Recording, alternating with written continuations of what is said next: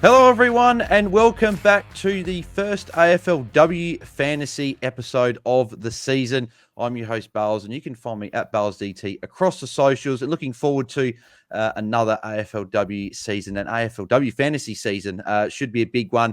I think, myself included, a few people have turned off from the men's fantasy already and have switched very much to pre-season mode for AFLW Fantasy and getting in all of the content, especially from the legends over at Free Kick. Pumping out really good content and the official AFLW Fantasy podcast now. But joining me on this episode, joining me throughout the 2024 AFLW Fantasy season is, you'll know him as the stats man across all the men's and women's games. It is Jaiden Poposki. Jaiden, mate, how are you? Good, Bales, and great to be here. It's exciting to talk AFLW, and I do agree that it's good to have a bit of a fresh start from the men's, and I think it's such a well-designed platform and game to suit the kind of where we are at now in the men's season. And now, if we're looking towards the women's, there's a few different things that we'll have to consider, but like that makes it fun and different and more engaging and, not as much of a burden.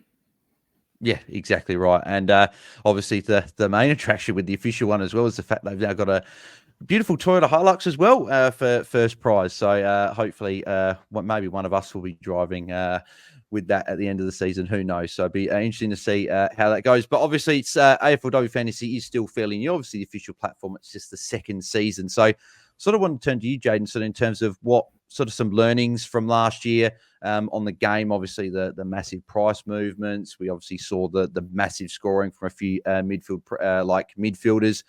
So sort of talk to me about a few things you took from last year and then what you're looking to ahead of this season. First of all, the Hilux is right there. And for anyone listening, if you're considering whether or not you want to play or not, just imagine think of it like in the men's. So you're still going for a Hilux, but there's 4 times less people, so you're 4 times as likely to win. So that's a win already. And then imagine there's no buy rounds, there's no best 18. It sounds like a dream. So why would you not have a crack? You get 3 trades a week, so you can muck around as much as you like.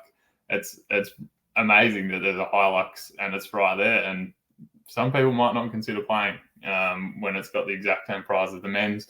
Goes for a shorter amount of time, so there's really no reason not to. You also get a hat as well. Yeah, and I've got mine from last year, so that was a great result. Thanks for rubbing that in already. I don't the fact that I don't have one. Yeah. So I think overall last year was quite fun because of the newness of the platform, and there's still going to be a bit of that going into this year. I think we will be at a bit more of a disadvantage with amazing content coming out of the AFL themselves from the Free Kick team. You can look forward to much better content from them, and they've been playing it for a long time, so they understand everything you need to know, and it's going to be a lot harder to do well, but I can't recommend those guys enough.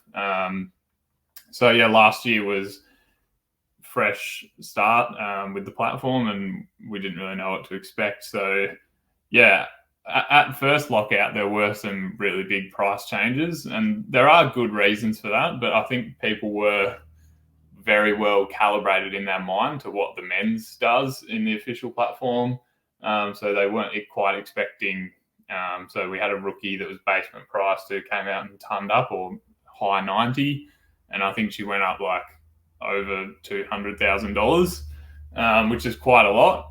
But when you consider that, in the official platform, you've got a massive salary cap, so you can fit in a lot of really good players at the start. I don't think it was that surprising, because you're looking at players at the top price that are like 1.6, 1.7 million already. So if you've got your basement players down at 300 and they're going up quite a lot, I think it makes a bit of sense, but it just takes a little bit of time to get used to that. And with a shorter season, you kind of need to make the most of it as quickly as you possibly can. But that's where all your research comes in over these practice games that are going on at the moment. Yeah, it's crazy when you look at sort of like Ebony Marinoff and Jazz Garner being the two most expensive players at like over like 1.6 and like 1. I think both are over 1.6 million as well. And then you look at, we're sort of talking about Tristan Cherry in the men's format has just passed 1.1. The sort of the first player that's actually hit that marker. Obviously, the prices in the men's have slowly started creeping up and up and up, but they're just so expensive. So sort of in terms of like the scoring and stuff, like sort of people that might be new to the game and people that were playing last year, we obviously saw big numbers from these midfielders. The defense were sort of the top ones were about the 70 odd and had a lot of people in the 60s. And then the forwards, you sort of had Bonnie Toogood, and then there was a fair gap between like her and then the rest in terms of the forwards that have still maintained forward status this year. And a few of the rucks as well were over 80. So just talk to me about sort of the scoring across the lines and what people that are probably newer to the game can expect across the positions. Yeah, so it's still changed a lot over the last few years because we've had the extension of quarter lengths and things like that. But in general, the positions are a lot more varied than what you expect in men's, where you've got, Whitfield and Errol and Cherry and Flanders are all averaging fairly similar. That doesn't happen in the AFLW because, like you said, the defenders really only get up to around a 70 to 80 average. I like to think of it, or what it was a few years ago, was 71 in the women's is about what is a ton in the men's. So if you're getting 70s out of players, then that's usually a ton, but there's a much wider range. So Marinoff averaged close to 130 last year. So these midfielders are the ones you want to target because they're around the ball all the time. The AFLW is a high stoppage game with a lot of tackling, a lot of quick kicks out of congestion. There's not a lot of marks, so you won't see that from your defenders and things like that. And then the forwards, you're pretty much targeting the midfielders that have forward status because of that tackling base. And there's a lot of stoppages, so yeah, they're just going to be around the ball, which is why there's such a big gap between the top end and also the bottom end. Yeah, well, exactly. That's like you just saw these massive scores from like it was sort of almost just common that like Marinoff and Garner were going like these 140s, 150s, and people probably look at it and go, oh yeah, but the men's players score that. But this is in much shorter game time as well. So you just when you see these massive scores, they'd be translating to near on 200 with some of these scores that we've seen, which is massive. But I guess the big change this year from last year, which I guess if you're new to the game this year, it's sort of you're sort of taking it all in and going, okay, I've got dealt with this. Whereas the people that played last year, we just had 10 games over 10 weeks, just stock standard like we normally have in the men's fantasy. But this year we've now got I think it's between rounds 4 and 8 or rounds 4 and 7, where a select number of teams will play 2 games in 1 week, and there'll be shorter breaks where the players will be locked out on a Tuesday or a Wednesday night and goes through right to Sunday. And sort of that's going to change a lot of strategy, right? Because players are going to play 2 times in a week, and captains are going to be thrown, and maybe rookies are going to go up a lot more. Obviously, double price rises through that, and they already go up as much as this. So, just talk to me about what you're thinking with these double game weeks and what you'll be sort of using in terms of strategy. Yeah, so they are fairly condensed still. So you've got them only over 4 weeks. They're not happening for the whole year, and they're just one after the other. So you can't really stack your entire team that simply with like. So I think Collingwood are on the first one off the top of my head. I should probably pull up the actual schedule for it. But I think what I'm going to try and do is utilize the fact that you've got 3 trades a week and try and get as many as you possibly can that are playing 2 games, because you are getting 2 scores out of them in most scenarios, and you definitely have to captain someone with a double round. There's no other way about it. So you are going to get 2 scores out of them, which is you want to get as many as you can, but you've only got 3 trades, so you do need to be wary that all of them are consecutive, the double week. So you can't load up too much for this initial round 4 one, because then you're going to want to move them on to the next set of players in the next round. So I'm not really sure exactly how I'm going to play it, but I think the first 4 weeks it's still going to be about fairly stock standard fantasy practices of getting your cash generation going, making sure you've got the right captain options around, and try and get as many top liners as you can.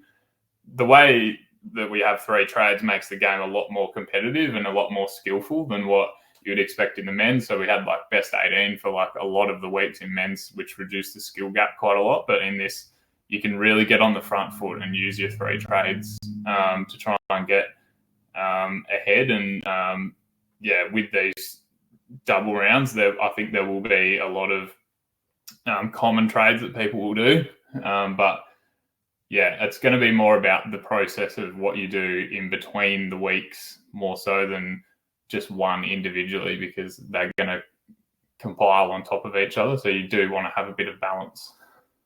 Yeah, exactly. And I guess for people that sort of are going, well, how am I going to be looking at these double game weeks? Just think of it as the reverse of the buys, where you're trying to trade off of players that have they've got their buy and trading in players that have already had their buy. Whereas this is where you want to be trading in players that have got their game coming up, that their double game week coming up that week. So it'll be very interesting to see what sort of people do in terms of strategy. But yeah, does it sort of, in terms of your structure, with your initial starting team? Won't go through our whole teams today. We'll sort of touch on a couple of players shortly in terms of who we'd be locking in at this moment in time, and we'll go through our teams maybe at a later date. But in terms of like your initial structure of your team, are you sort of maybe starting a couple of sort of, I guess, riskier picks because of the 3 trades, and if they don't work, you can always trade them out the week after? Or is it more you try and play more of a straight bat to start off, and then with the 3 trades, you can be a lot more aggressive in bringing in these players that maybe have a really good week one that are a bit more mid-price, or if you miss a rookie or you want to get a premium in? Is that sort of how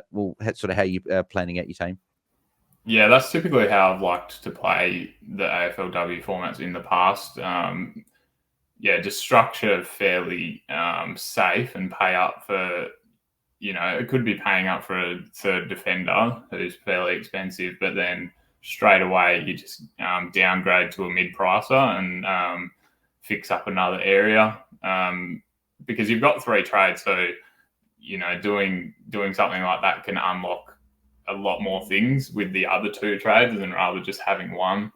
So I think, I'll probably play like that, because I don't think there's a lot of value to having a bunch of mid prices and try and get rookies off the field, because they're just going to accelerate in money a lot faster than what you would expect in men. So that does play into it a little bit, and I'm more than happy to downgrade an expensive premium if I find someone that I like, and that's typically how I've played in the past. So I think something like that.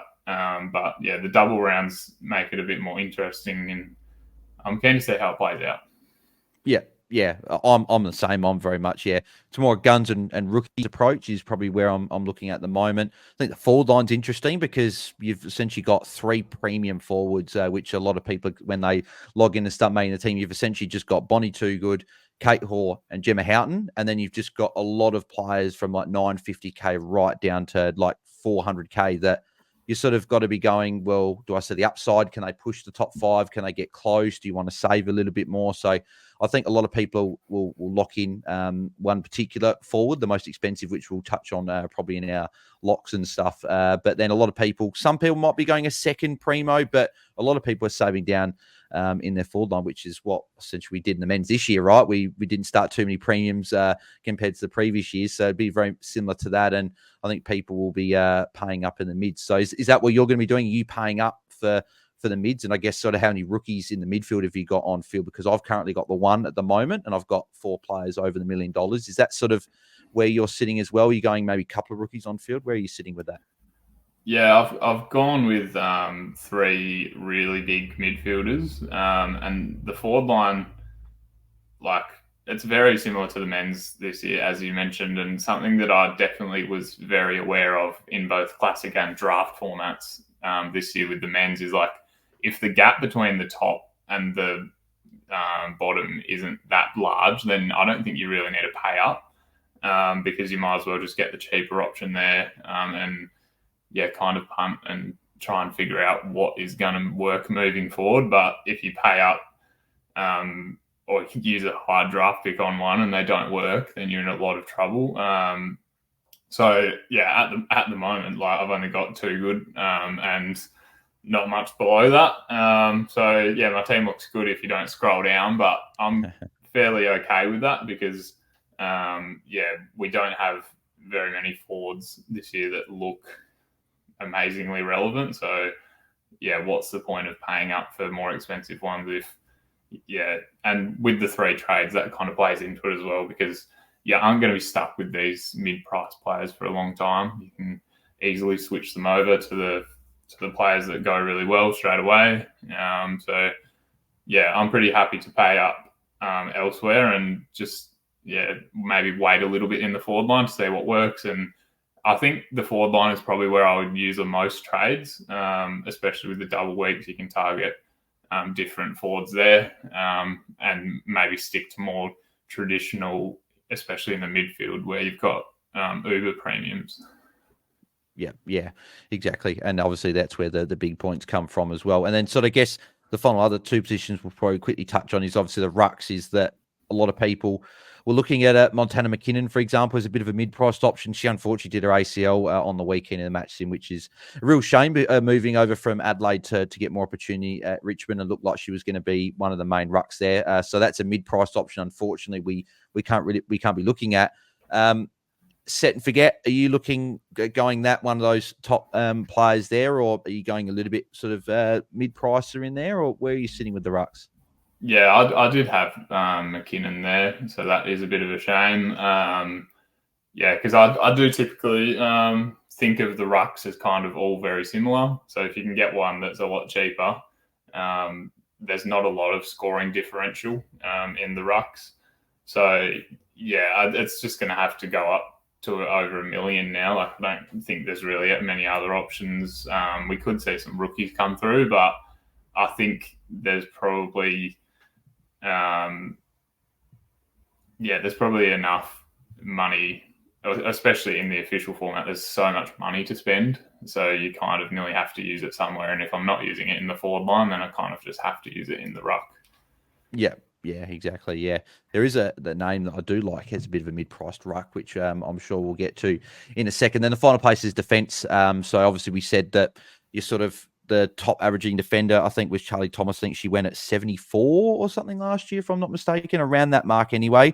And then you sort of had a few players over the 70 and then a lot in that 60 range. Are you looking to pay up for a couple of big premium defenders, or are you looking to maybe save a bit of cash, maybe start one, maybe bigger big defender and then going a bit cheaper? Where are you sort of sitting with your defensive structure?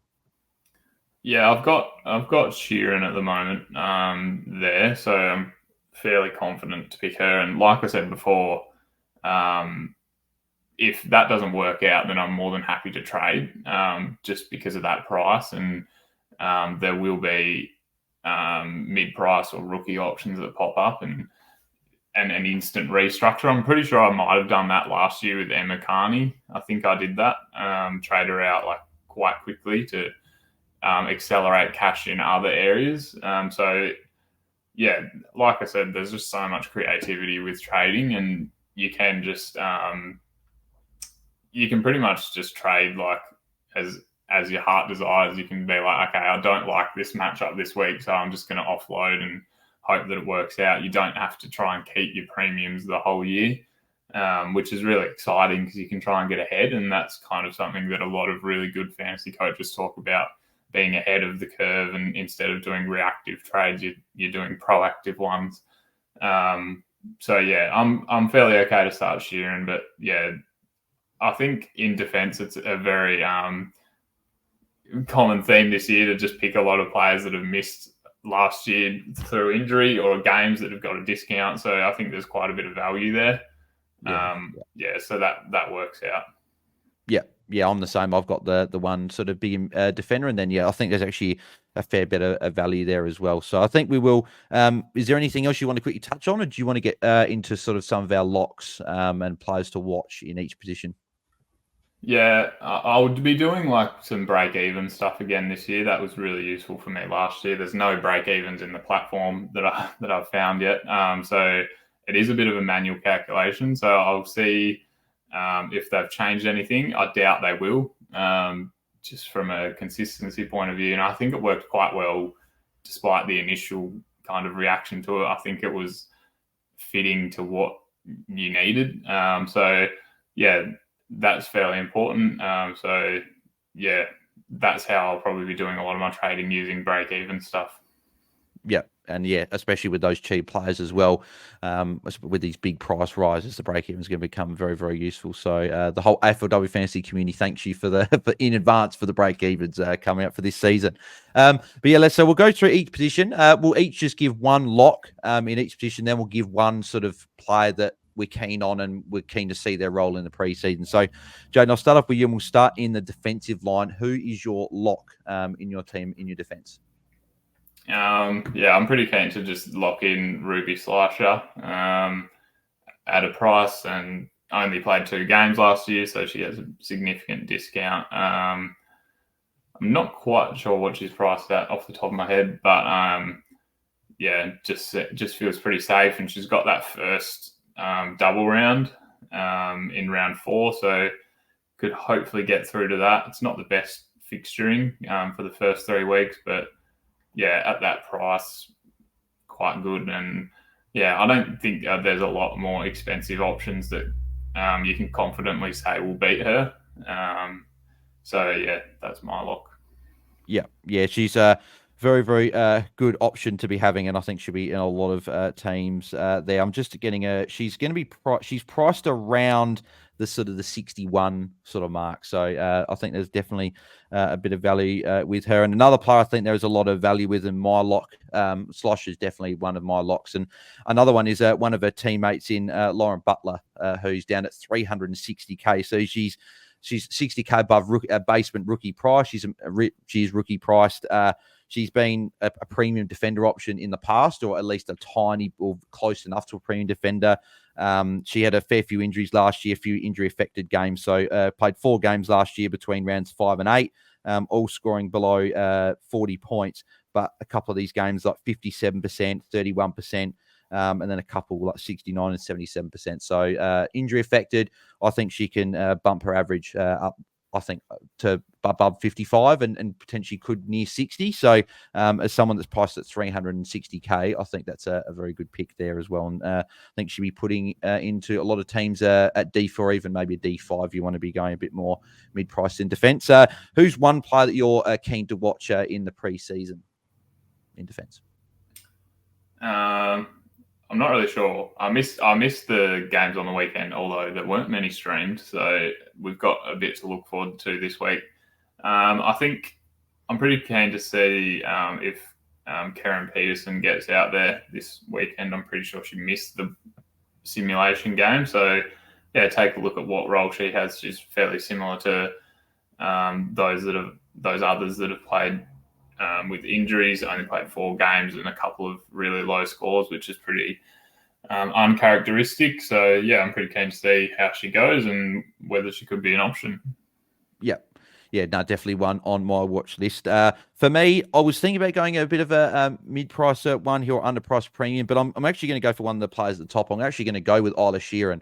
Really looking forward to seeing what role she plays because we did see her go a little bit into the midfield, particularly back part of the year, and I believe she was in the midfield in the final round against Collingwood and scored a 97, which is massive for a defender. We were talking about 71 is a ton in defence, and 97 is a massive score. So if she's got this midfield role, even if it's a sprinkling of it, and it's like maybe 30% a week, 40%, that's still pretty good. She's priced at 71 or just over 71, and she was still pretty decent in defence. Like she only had the one score here below, one score below 59 all year, and that was against where was it here? Against Hawthorn in round 8. She did play 100% game time. There's actually a few games here where she played the whole game. So definitely one to keep a close eye on with that role. We'll move into the midfield, and I'll selfishly steal the lock here because she plays for my Crows. And I think the lock that a lot of people are putting into their midfield is Ebony Marinoff at M1. 128.5 average last year from when she was playing. Some massive scores. For people that didn't play last year, these are her scores from last year. 112, 125, 124, 174, 91, 153, 132, 138, 133, and 103. Massive scores there. A lot of them over 120. And we're talking about these double game weeks. If you've got her in your team and she plays both games, that's probably the other thing we've got to sort of keep an eye on with the double game weeks. If a player gets rested for a week for a game and they only play the one game. But if you're getting two scores from Marinoff, just based on average, you're getting in excess of 256 points. So it's a massive score. And then obviously you're going to get that doubled, which is well over 500 points. So yeah, Marinoff for me is a lock in my side, and she won't be moving. How about you? Who's your lock in the midfield? Yeah, I wasn't actually going to go there, but personally, I think I'll be locking in Charlie Rowbottom this year, purely based on it's very similar to Marinoff, where the first 3 weeks fixture very good. So that's something I'm looking to target. And yeah, she missed the final game last year. She got injured in the game prior to that. So yeah, she's a little bit cheaper than some of the other premium mids, which is nice. And yeah, I think there's just that bit of natural development there. And she's got some really good scores over 120 in there. So she's got that going for her as well. So I'm pretty keen to have a go and see how she goes with the early fixture and yeah, use her as a vice or captain option. Yeah. No, I like the pick as well. She had an injury affected game round 9 as well. So he came off injured. So that's a slight tiny bit of discount. Yeah, I think she's gonna only improve. She's still only 22 years of age as well. So I'll go to the play that I'm watching in the preseason, and there's definitely a couple of names that are maybe priced a little bit below sort of the top echelon. So you've got I'd say probably the real premiums are probably 1.2 and above, with a lot of those players, obviously 1.3, 1.4. Probably the one that I'm really keen to watch is Ella Roberts from West Coast. She's priced just over $1 million. We did hear that Daisy Pearce said in the I think it was in the last few weeks or in the preseason at least, that they're looking to play her a bit more in the midfield this year, and we saw her end the season really well with a couple of tons, highlighted by 122 points against the Crows. So very good score there. Intrigued to see what her mid and forward split is, because I think she could be an option for us at an M4 position, or maybe an M3 if you're going a little bit cheaper in the midfield. So she's one I'll be keeping an eye on. How about you? Who's your mid to watch? Yeah, I'm looking at Freo and trying to figure out who will get the points in there. So at the moment, I've got Dana East there. Not overly confident, so yeah, I'm pretty keen to watch what happens with Freo more from a team perspective rather than an individual player, because I think there will be some significant options there. So yeah, that's what I'll be looking for. Yeah, and she finished the year with a 70 and a 64, so that's pretty solid. And yeah, if she can do that, that'll be very good. Yeah, definitely one to watch. Into the rucks. So obviously there's only the one ruck compared to obviously the men's fantasy as well. So just one ruck on field. So I guess it's probably a bit hard to say lock, because there's a lot of players that sort of a few coaches are tossing up. So maybe give me maybe two names that you're sort of looking that might fill that position. Maybe go a more expensive one if you've got maybe a cheaper option, even if it's just below the $1 million mark. Then who are your two rucks you're keeping an eye on? Yeah, I think it's fairly simple in the rucks for me. Currently got Alice Edmonds. She was amazing the year before last, and then slight drop off, but she's still very much around the best. Dominates hit outs, and the Dogs, won't be that amazing as a team this year. So hoping that she can get most of the ball, something like what Cherry has done this year in the men's, where North haven't been amazingly off the bottom of the ladder. So if the ruck can dominate there, that'd be nice. So I'm pretty keen to lock her in, especially now that McKinnon has gone down, because that's who I had there before. Yeah. Is there another name that you're considering there in the ruck that might be there instead of her? I think the only way I would not pick her would be to go significantly cheaper. So Richmond need a ruck, and Poppy Kelly is there. She didn't score amazingly last year, but she did have some low time on ground games, like 50%, 50%, 50%, 34%. So yeah, there could be a bit of value there, but it will depend on, I guess, watching that preseason game. Although I'm just looking now, it seemed like she maybe took a fair bit of ruck.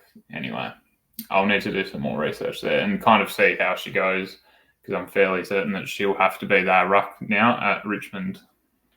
Yeah, because I want Gabby Seymour to play a bit more of that defensive role. So, yep, definitely someone to put on the watch list to have a look.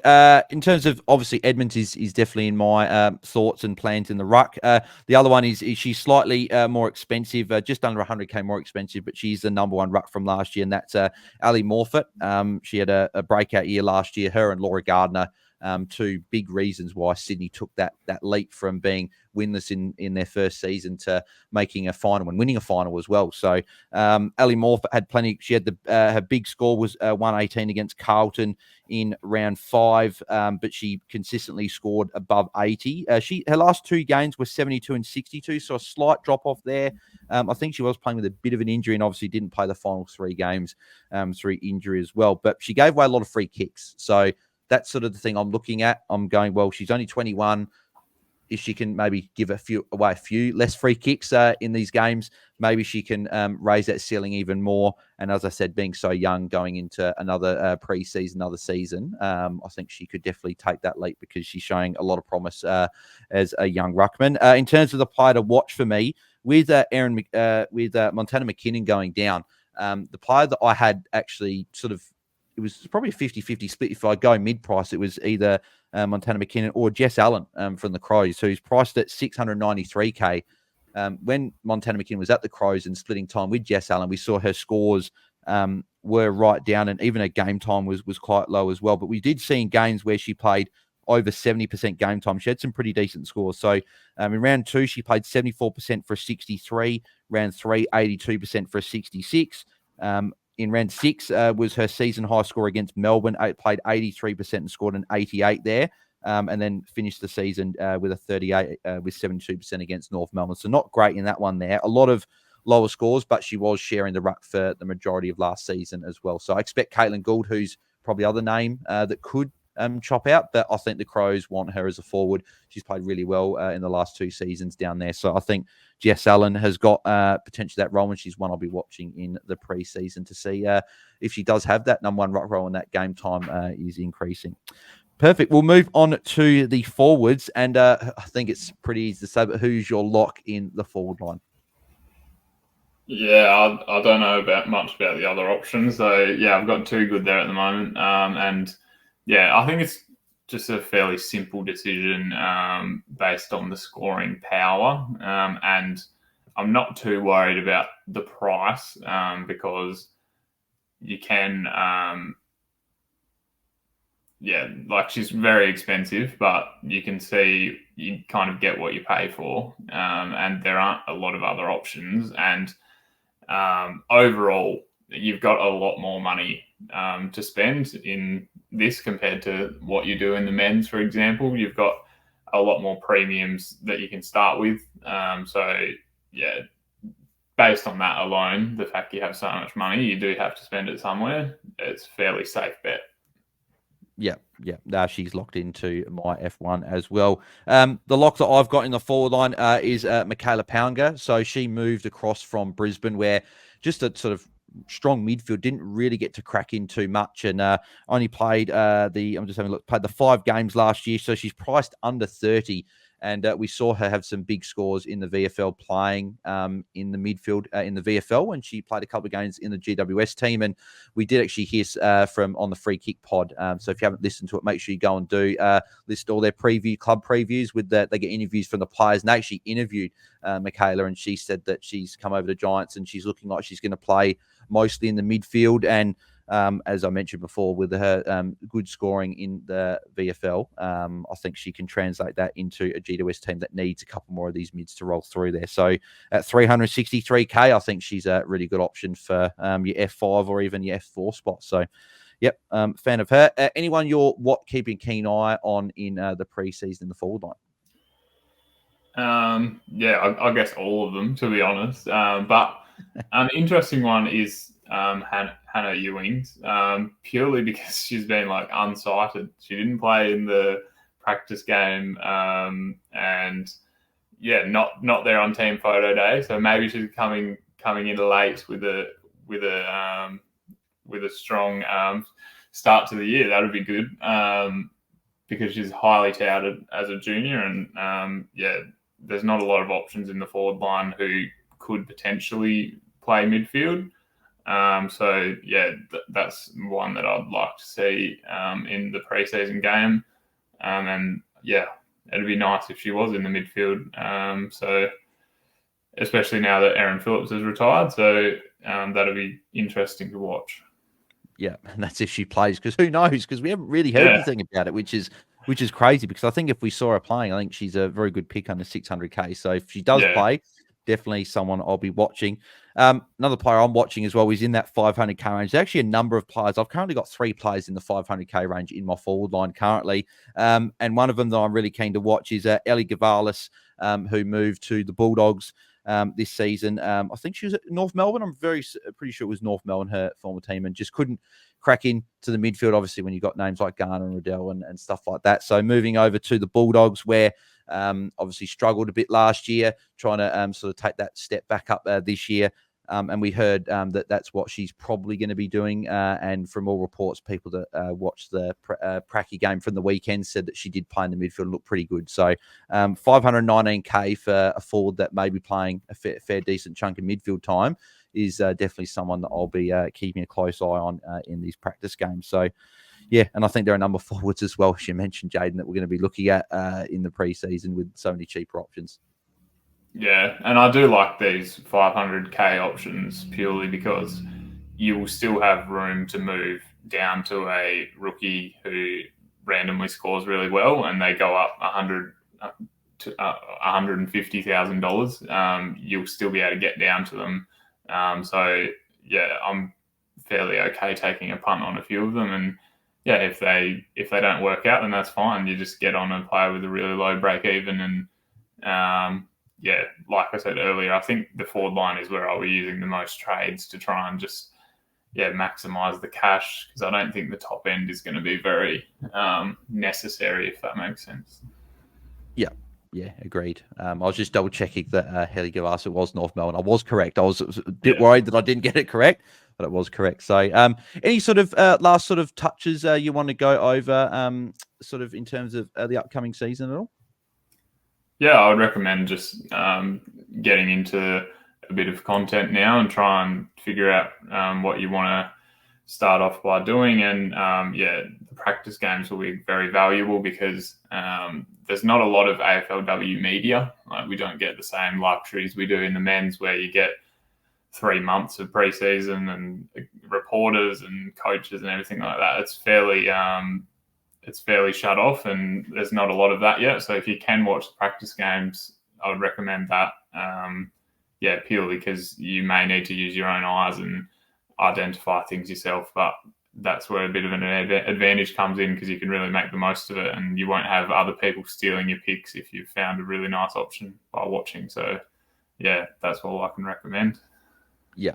No, agreed. I think what the eye test is definitely something that, and looking for roles, we talk about with the men's preseason. I think the same sort of goes, and probably even more so with the AFLW leading into the fantasy season, just watching a couple of pracky games, or even if you don't get to watch much of it, even just reading articles there. So obviously a couple of mates of ours in a group chat, Jackson and JS on Sliding Doors, going to be putting out they're doing all the club previews and be recapping all the games, and obviously the friends of ours at the Free Kick doing all the club previews, recapping all the match sim games. They'll do a couple of teams, heaps of content. So make sure you go and check all that out and consume all the content, because it's going to be very valuable heading into the season. So I think that probably about wraps us up for our first AFLW episode for the season, Jaiden. So before we sort of sign off, where can the people find you across the socials, and obviously Stats by Jaiden, the website, and anything else you want to plug? Yeah, the website will be a main one for AFLW. I'm in the process of getting some things up there, and yeah, that'll be where I post like break evens up there at the moment. You can look at the fixture and whether your players have a good start to the year. So that's why I'm pretty keen on Edmonds. I don't think she has a negative matchup for the whole year. So if you include the double game is a good matchup. So those are the types of things that I'm looking at over there. Otherwise, on Twitter, at Jaiden_Poposky. I'm on there. So yeah, pretty keen, and looking forward to it all to begin. Yeah, no, can't wait for it to start. And you can find me at Bails DT across the socials as well. We do have an open league for AFLW Fantasy coming up. So for some reason, the AFLW Fantasy platform doesn't let you sort of share a code or shared league or anything like that if it's an open league. So if you just head to open leagues, it's one of the top ones there, which is pretty good. So it's easy to find. It's just AFLW Fantasy Fanatics there. Just join in. It'll be good fun to see sort of who can take out the crown of being the biggest AFLW Fantasy Fanatic for season 2024. And obviously the content will sort of still be coming out along with the men's content for the next couple of weeks. And then we'll really start cracking into the AFLW season. And obviously on Instagram as well, I'd usually do an MVP vote every week. So you can obviously go over to my Instagram. It's at Bails DT there for each week. And if you can go follow it now and get ahead of the curve, and we'll do the MVP vote throughout the season. And we'll see who gets the MVP each week. So beautiful. Thank you very much, Jane, for jumping on, obviously, for the upcoming season. Looking forward to chatting to you throughout the season there. And as always, you can find us at AFL Fantasy Fans on Twitter. And if you did enjoy the video, make sure you leave a like and subscribe to our YouTube channel. And if you tuned into the podcast and you can leave us a 5-star rating and review, that would be very much appreciated. And also leave a comment on the YouTube video as well, how excited you guys are for AFLW Fantasy to get started, and who a few you picks up in your team. So that'd be good to know a few of those there. So thank you everyone for tuning in, and we'll catch you guys in the next episode. So thanks, guys. We're out. See ya.